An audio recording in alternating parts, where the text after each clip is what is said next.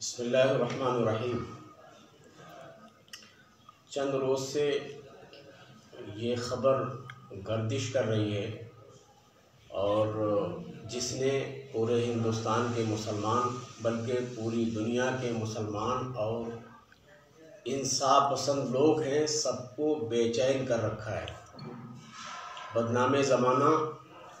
وسیم رضوی نے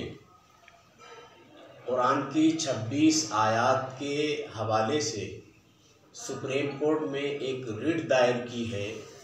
کہ یہ آیتیں ان کو قرآن سے نکالا جائے، اس لیے کہ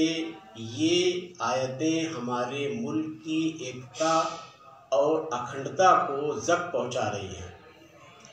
اور ہمارے ملک کی امن و شانتی جو یہاں کی اس ملک کی ایک بہت بڑی خوبی مانی جاتی ہے اور پوری دنیا میں اس کو ایک سچا جمہوری ملک مانا جاتا ہے، کہا کہ یہ آیتیں اس کو ضرر پہنچا رہی ہے۔ بڑے افسوس کی بات ہے، وسیم رضوی بہت بڑا خبیث اور اس کی باطن میں خباثت ہے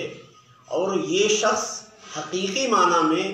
آیتوں کے جو معانی اور مطالب ہیں اس سے واقف ہی نہیں ہے۔ اگر ان سے واقف ہوتا تو اس طرح کی بیہودہ باتیں ہرگز نہ کرتا۔ الحمدللہ اسلام دنیا کا ایسا واحد مذہب ہے کہ اگر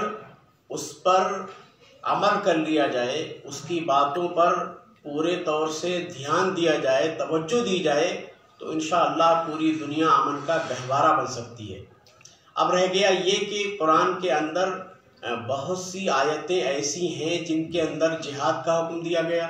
بلا شبہ میں اسے مانتا ہوں، لیکن اس سے پہلے ہمیں یہ سمجھنا چاہیے کہ جہاد کا مطلب کیا ہے اور ہمیں یہ بھی سمجھنا چاہیے کہ جہاد کو اسلام نے کب جائز قرار دیا۔ رسول اللہ صلی اللہ علیہ وسلم کی مکی زندگی ہم دیکھتے ہیں، 13 سال آپ نے مکے میں گزارے۔ صحابہ کرام حضرت خباب ہیں، حضرت صہیب رومی ہیں، حضرت بلال حبشی وغیرہم، ایک بڑی صحابہ کرام کی ایک بڑی تعداد ہے جن کو ستایا گیا، جن پر ظلم کیے گئے، جن کو نہ جانے کس طرح سے پریشان کیا گیا، اور یہ لوگ رسول اللہ صلی اللہ علیہ وسلم کی بارگاہ میں حاضر ہو کر عرض گزار ہوتے اور جہاد اور لڑائی کی اجازت چاہتے۔ آقا صلی اللہ علیہ وسلم ان کو تسلی دیتے اور فرماتے کہ مجھے ابھی اس کا حکم نہیں دیا گیا۔ صحابہ کرام مجبوراً حبشہ وغیرہ کی طرف ہجرت کی، یہ بھی آپ جانتے ہیں۔ اور سب سے اہم بات یہ ہے کہ پوری دنیا میں دفاع کا حق ہر شخص کو حاصل ہے اور اسلام میں بنیادی طور سے آدمی دیکھے، اگر فنڈامنٹلی طور سے آدمی دیکھے تو اسلام میں جو جہاد کا تصور آیا ہے یہ دفاعی پوزیشن میں، وہ یہاں پر یہ مختصر سا بیان جاری ہو رہا ہے، اس میں یہ ڈیٹیل یہ تفصیل بیان نہیں کی جا سکتی، ورنہ کسی موقع پر ہر آیت کے حوالے سے ہر آیت کا بیک گراؤنڈ کیا ہے، سیاق و سباق کیا ہے، جب سیاق و سباق اور بیک گراؤنڈ کے تناظر میں ان آیتوں کو دیکھا جائے گا تو انشاءاللہ بالکل بات واضح ہو جائے گی۔ اور رہے وسیم رضوی جیسے لوگ، دنیا جانتی ہے کہ یہ شخص، اس پر کیسز لگ رہے ہیں، اس شخص کو شیعہ وقف بورڈ کے اہم عہدے سے برخاست کیا گیا، اور بھی جب دیکھا کہ قانون کا شکنجہ کستا جا رہا ہے تو یہ اپنے کو جیل کی سلاخوں سے بچانے کے لیے اس نے یہ ایک نیا شگوفہ چھوڑا۔ اب یہ نئی بات نہیں ہے بلکہ وہ وقتاً فوقتاً اسی طرح کی خرافاتیں اور اس طرح کی بکواس کرتا رہتا ہے۔ مذہب اسلام قرآن تھا، ہے، رہے گا، اور قرآن کو صرف ہم حفاظت کرنے والے نہیں ہیں، قرآن کی حقانیت، اس کے اپنے معنی، اس کے اپنے الفاظ، اس کے اپنے مفاہیم دے رہے ہیں، اور صرف مسلمان کہلانے والے اس کی حقانیت کو نہیں مانتے بلکہ دنیا کے انصاف پسند وہ لوگ جن کے اندر جو تعصب کا چشمہ نہیں پہنتے ہیں، ان بہت سارے لوگوں نے اس بات کی تعریف کی ہے، اس بات کو سراہا ہے کہ قرآن جو ہے دنیا کی ایسی واحد کتاب ہے جس سے امن و امان قائم ہو سکتا ہے۔ اس کے اندر انسانیت کا درس ہے، اس کے اندر مانوتا کا درس ہے، اس کے اندر ہیومنٹی کا پارٹ پڑھایا گیا ہے۔ بڑے افسوس کی بات ہے کہ، اور یہ بھی ایک چیز ہم سمجھتے چلیں کہ اس سے پہلے، یہ آج نئی بات نہیں، اس سے پہلے بھی ہمارے ملک کے اندر 24 آیتوں کے حوالے سے بات اٹھائی گئی تھی، اور یہ کہا گیا تھا کہ اس میں بھی جہاد کا اور لڑائی کا حکم دیا گیا ہے، اور کافروں سے دوری بنانے، کافروں کو الگ تھلگ کرنے، کافروں سے نفرت کرنے کا درس دیا گیا۔ اس وقت بھی جوابات دیے گئے تھے، اور ساری چیزیں آج بھی موجود ہیں کہ اسلام میں کوئی زبردستی نہیں ہے، اسلام میں کوئی زور نہیں ہے،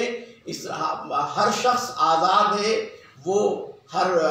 جو چاہے مذہب اختیار کر سکتا ہے، جیسی چاہے فکر رکھ سکتا ہے۔ اور ہم جس ملک ہندوستان میں رہتے ہیں، یہاں کا سمویدھان، یہاں کا آئین ہمیں اس بات کی اجازت دیتا ہے، بلکہ ہر شہری کو اس بات کی اجازت دیتا ہے کہ وہ اپنی مرضی کے دھرم اور ریلیجن کو اپنائے۔ ایک مرتبہ پھر میں بہت افسوس کے ساتھ یہ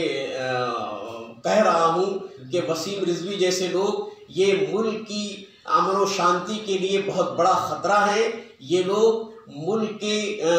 امن و امان کے لیے ناسور ہیں۔ یہ لوگ ایسے ہیں جن سے آج پورا ہندوستان جو ہے، ان کی خرافات کی وجہ سے آج پورے ہندوستان میں بھوچال آیا ہوا ہے۔ تو ہمیں امید ہے کہ ہمارا سپریم کورٹ جو ہے ایسی عرضی کو خارج کر دے گا، اور ہم اپیل کرتے ہیں، ہم اپنی حکومتوں سے گزارش کرتے ہیں کہ اس شخص